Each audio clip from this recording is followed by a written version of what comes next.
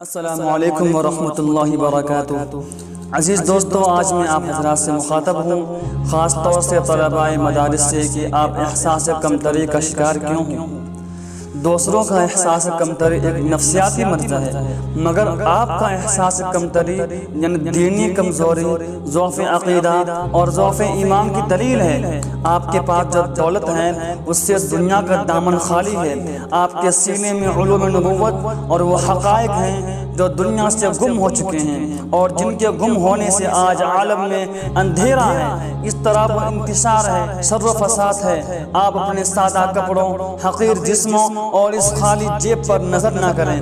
آپ دیکھیں کہ آپ کا سینہ کن دولتوں سے معمور ہے اور آپ کا اندر کیسا بدر کامل مستور ہے۔ آپ یاد رکھیں، حقارت و ذلت کا تعلق انسان کے اندرون سے ہے، عالم خارجی اور بیرون دنیا سے بہت کم ہے۔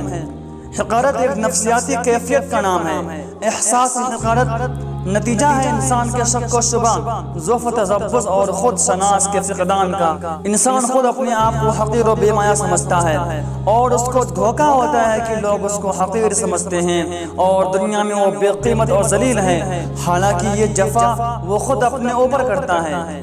یاد رکھیے، جو خود اپنی نگاہ میں ذلیل ہو جائے اس کو کوئی باعزت نہیں بنا سکتا، اور جو خود اپنے کو اپنی نظر سے گرا دے کسی کو اس کی بالکل ضرورت نہیں ہوتی کہ اس کو اپنے دل یا آنکھوں میں جگہ دے۔ جس کو گنجائش خود اپنے یہاں نہیں ہے اس کی گنجائش کونوں مقام میں نہیں ہے۔ یہ زمین بقدر دل سمٹتی ہے اور پھیلتی ہے اور اس کی وسعت گھٹتی اور بڑھتی ہے۔ آدمی کو یہ دیکھنا چاہیے کہ اس نے اپنے آپ کو اپنے دل میں کیا مقام دیا ہے اور اس کا معاملہ خود اپنے ذات کے ساتھ کیا ہے۔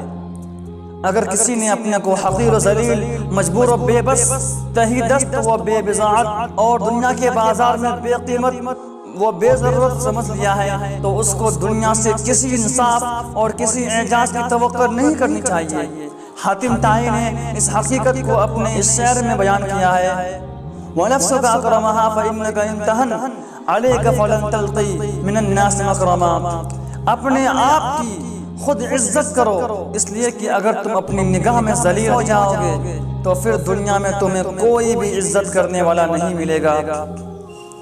دوستو، مجھے یقین ہے کہ ہم حقیر نہیں ہیں، صرف احساس حقارت کی مریض ہیں، اور یہ احساس حقارت ہمارے خود شناسی اور خود فراموشی پر مبنی ہے۔ اس کا علاج صرف یہ ہے کہ ہم اپنے مقام سے باخبر ہو جائیں اور اپنی دولت اور سرمایہ کا صحیح جائزہ لیں۔